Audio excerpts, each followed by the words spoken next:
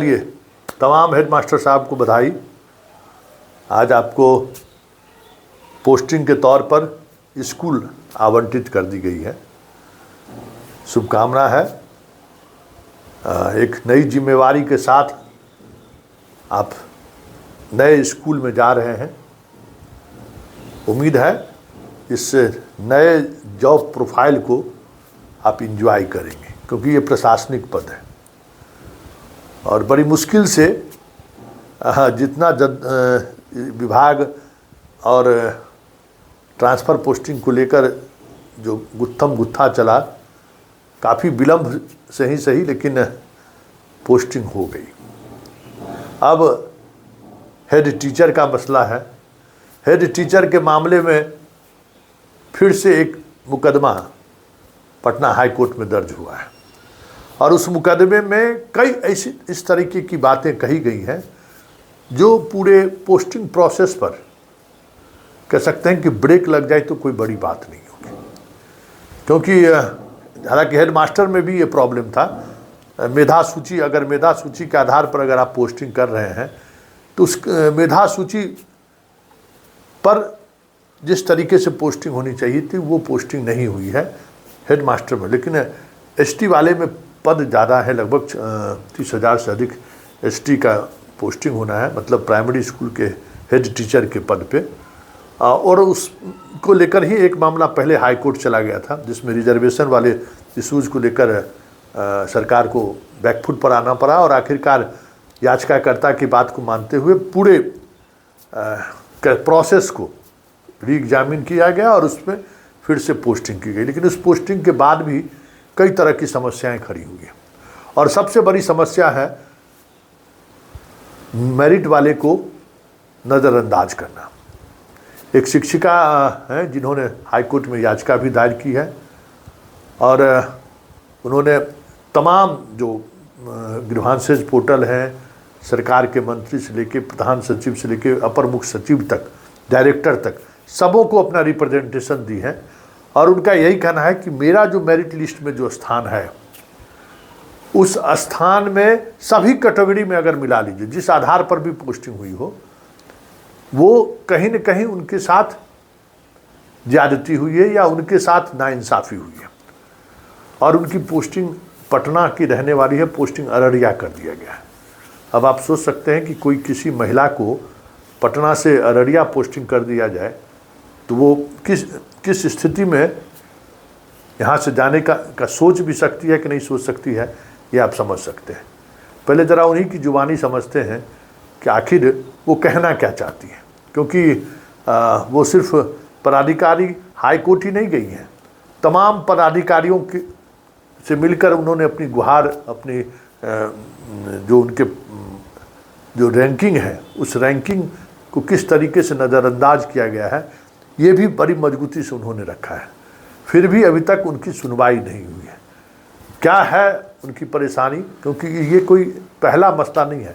Head master वाले में तो हम कल परसों दिखाए थे, हेड टीचर में भी बड़ी संख्या में इस तरीके की चीज़ें हुई हैं कि जो मेरिट है उस मेरिट के आधार पर उनको जो चॉइस मिलना चाहिए था वो चॉइस नहीं मिला है और इस वजह से अधिकांश महिलाएं, विकलांग, ये लोग जो इस कैटेगरी वाले लोग हैं वो परेशान हैं। क्यों परेशान हैं और उनकी परेशानी की वजह क्या है, ज़रा हम उन्हीं टीचर की जुबानी सुनते हैं। मैं एसटी वाले बहाली में मुझे मेरे गृह जिला पटना से 500 किलोमीटर दूर अररिया ज़िला पोस्टिंग किया गया है।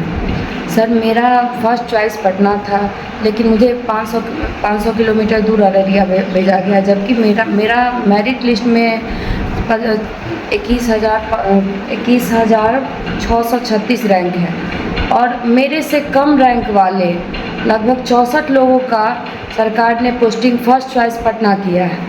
ये मेरिट के आधार पे किया, आरक्षण मैंने दोनों आधार पे देख लिया, ना वो मेरिट के आधार पे सही है और ना आरक्षण के आधार पे सही है, जबकि सरकार कह रही है कि उन्होंने मेरिट कम चॉइस पोस्टिंग दी है।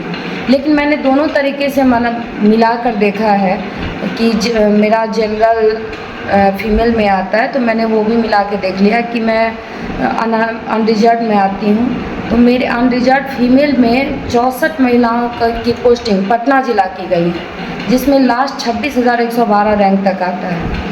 इसी तरह मैं ऐसे में अकेली नहीं हूँ, मेरे जैसे बहुत सारी ऐसी महिलाएं हैं, उनमें कुछ दिव्यांग महिलाएं भी हैं जिनका मेरिट में ऊपर होने के बाद भी उनको 200, 300, 400 किलोमीटर दूर भेज दिया गया है, जिसमें कुछ विकलांग महिलाएं भी हैं।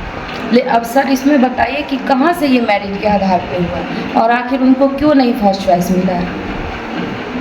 सर महिलाओं की बहुत सारी समस्याएं होती हैं। मेरे भी 2 छोटे छोटे बच्चे हैं। मेरा स्कूल जाने के क्रम में एक बार एक्सीडेंट हुआ, जिसके कारण मैं एक पैर से सही से नहीं चल पाती हूँ। मैं पटना के कई अस्पतालों के अलावा दिल्ली एम्स से मेरा इलाज चला है, उसके बावजूद भी मैं सही से नहीं चल पाती हूँ। मेरा अभी भी फिजियोथेरेपी पटना में चलते रहता है, वो मुझे हमेशा करवाना पड़ता है, नहीं तो हम सही से चल नहीं पाएंगे। इस हालात में मैं कैसे वहाँ ज्वाइन कर सकता हूँ? कहाँ का न्याय है सर कि ज़्यादा नंबर आने पे मुझे अररिया भेजा जा रहा है और कम नंबर वाले आराम से पटना में रह रहे हैं। कृपया इस पे आप लोग मार्गदर्शन करें।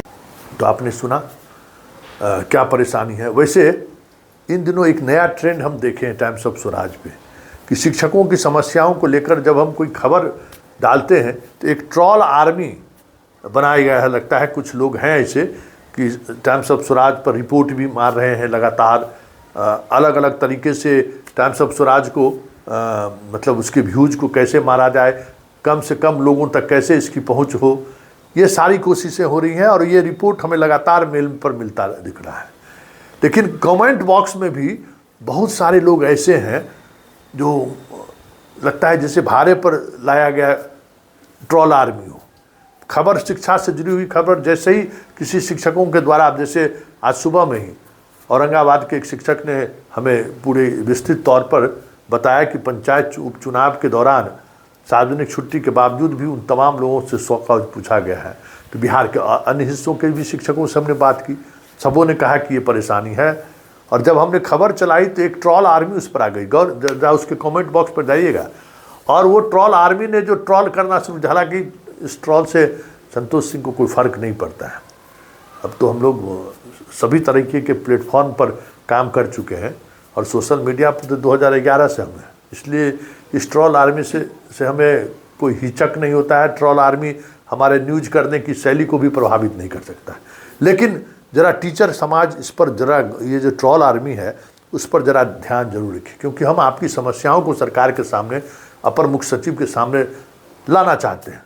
और ये ऐसा नहीं है कि जब ये समस्याओं पर को लेकर जब हम खबर बनाते हैं तो उसका इम्पैक्ट भी पड़ता है, उस पर सरकार संज्ञान भी लेती है। और यही भरोसा शिक्षकों का है। शिक्षकों का जो भरोसा है हम पे, लगातार फ़ोन कॉल्स करके या हमें जो अपनी बात वो रखते हैं, उसकी वजह भी यही है कि उनका मेरे ऊपर भरोसा है। तो उस भरोसा को हम बनाए रखना चाहते हैं। इसलिए ट्रोल आर्मी से हम नहीं घबराए हैं। शिक्षक अब आपको भी घबराने की जरूरत नहीं है। इस तरीके के कमेंट देने वाली की बात फॉरगेट इट। लेकिन एक बात ज़रूर है कि ट्रांसफ़र पोस्टिंग के अलावा भी बहुत बड़ी समस्याएं, बहुत सारी चीज़ें आ रही हैं। स्कूल के पठन पाठन से लेकर शिक्षकों के पोस्टिंग को लेकर बहुत सारी चीज़ें हैं। धीरे धीरे शिक्षक लोग अपने जगह पर व्यवस्थित हो जाएंगे तो हमारी ज़रूरत नहीं पड़ेगी ना। लेकिन फिर भी हम बिहार के शिक्षा व्यवस्था को कैसे सुदृढ़ करें, बच्चों तक शिक्षा कैसे पहुँचे, इसलिए मेरा मुहिम एक खबर के सहारे ही सही मेरा ये मुहिम जारी रहेगा। और कुछ दिनों के बाद तो अब हम बिहार के इलेक्शन के लिए बाहर निकलेंगे, तो जब मौका मिलेगा स्कूल तो हम ज़रूर जाएंगे, हम अपने शिक्षकों से ज़रूर मिलेंगे, क्योंकि शिक्षक से कुछ और रिश्ता मेरा हो चुका है। क्योंकि बिहार के बदलाव के लिए शिक्षा बेहद ज़रूरी है और इसके बगैर बिहार बदल भी नहीं सकता। तो ये प्रधान शिक्षक को लेकर जो उद्गार महिला शिक्षकों ने व्यक्त की है, उम्मीद करते हैं कि सरकार अपनी पूरी पॉलिसी पर एक बार फिर से विचार करेगी।